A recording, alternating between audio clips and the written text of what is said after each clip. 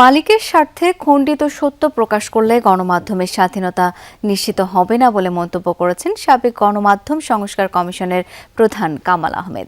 বিশ্ব মুক্ত গণমাধ্যম দিবস উপলক্ষে টিআইবি আয়োজিত এক আলোচনা সভায় একথা বলেন তিনি।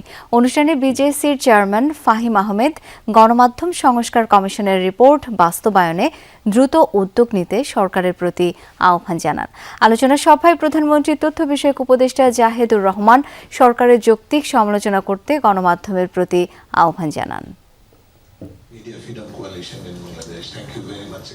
রাজধানীর ধানমন্ডিতে মাইডাস সেন্টারে বিশ্ব মুক্ত গণমাধ্যম দিবস উপলক্ষে টিআইবি ও ইউনেস্কোর যৌথ আয়োজনে আলোচনা সভা। অংশ নেন সিনিয়র সাংবাদিক ও গণমাধ্যম ব্যক্তিত্বরা। তার এটার কোনো বিচার হচ্ছে না।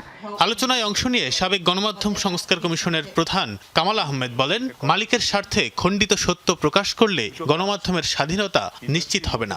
গণমাধ্যমগুলোকে নিজেদের নীতিমালা তৈরির তাগিদ দেন তিনি। আহ্বান জানান স্বাধীন গণমাধ্যম কমিশন গঠনের। লিগ্যাসি মিডিয়ার মাধ্যমগুলো আছে, প্ল্যাটফর্মগুলো আছে, সেগুলোতে যারা কাজ করেন, নেতৃত্ব দেন, তাদেরকেই উদ্যোগী হয়ে নিজেদের একটা কোড অফ ইথিক্স এটা তৈরি করতে হবে এবং সেই ইথিক্স এনফোর্স করতে হবে। সেজন্য একটা স্বাধীন গণমাধ্যম কমিশন হতে হবে। অনুষ্ঠানে বিজেসির চেয়ারম্যান ফাহিম আহমেদ অভিযোগ করেন, 5 আগস্টের পরে গণমাধ্যমকে সবচেয়ে বেশি দোষারোপ করা হয়েছে। বলেন, অন্তর্বর্তী সরকার গণমাধ্যম সংস্কার কমিশনের রিপোর্ট বাস্তবায়নে উদ্যোগ নেয়নি। সম্প্রচার কর্মীদের বেতন কাঠামো নিশ্চিতের দাবি জানান বিজেসির চেয়ারম্যান।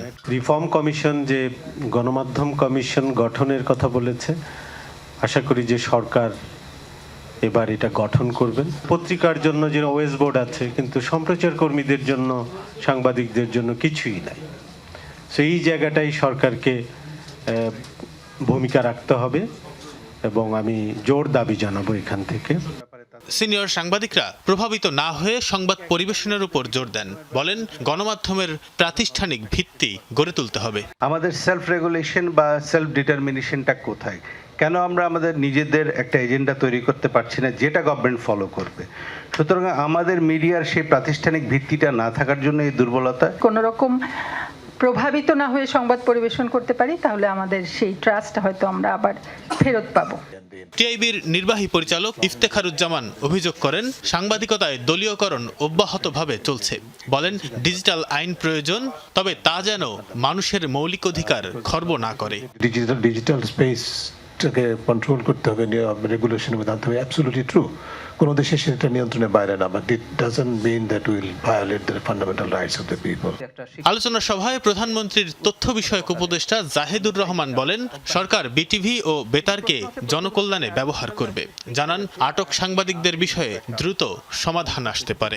আটক সাংবাদিকদেরকে নিয়ে কথা ফাহিম ভাই তুলেছেন, হুইচ ইজ ভেরি রাইট, আমি এগ্রি করি। নওয়াব যেদিন মিটিং করেছিল আমাদের অনারেবল প্রাইম মিনিস্টারের সাথে, সেদিন এই ইস্যুটা এসেছিল।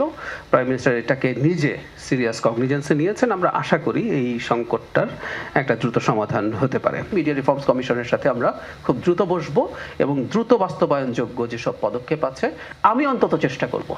জার্মান অ্যাম্বাসেডর বলেন, আন্তর্জাতিক র্যাঙ্কিং অনুযায়ী বাংলাদেশে গণমাধ্যমের স্বাধীনতা সন্তোষজনক নয়। The rankings of Bangladesh when it comes to media freedom, it is pretty disappointing.